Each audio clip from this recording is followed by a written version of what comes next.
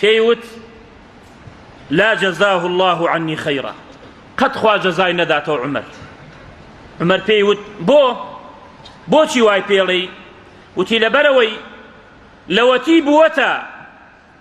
لەوەتی بووەتە ئەمیر المؤمنین، نە درهەمێک نە دینارێک نە داڵدەیەک هیچی منی نەداوە. قال وما يدرى عمر بە تۆ سوزانی حاڵت وایە، خۆ عمر پێیەکرێ هەموو شاری مەدینە. قالت سبحان الله والله ما ظننت أن أحدا يلي عمل الناس ولا يدري ما بين المشرق والمغرب.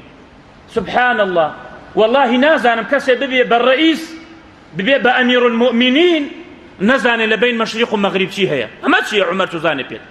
دەستی کرد بە گریان عومەر، وا عومەڕە دایکت واوەی لێت بۆ بکە ئەی عومەر، کەس یعنی ئەو پیرێژنە لە دەست ڕازی نییە. ئەمجا کە یەقەی پیرێژنەکەی کرد وتی ئەم شکایەتت ئەفرۆشی بە عومەر، من لێ کڕم دڵم پێویستویە. وتی گاڵتەم پێکەی؟ وتی نا وەڵڵا گاڵتەت پێ ناکەم، بە 25 دینار ئەو شکایەتەی لێ کڕی.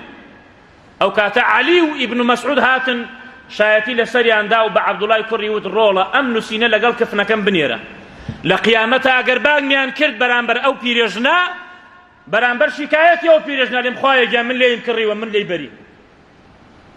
حکمی عەدالەتە بێ وا بێت.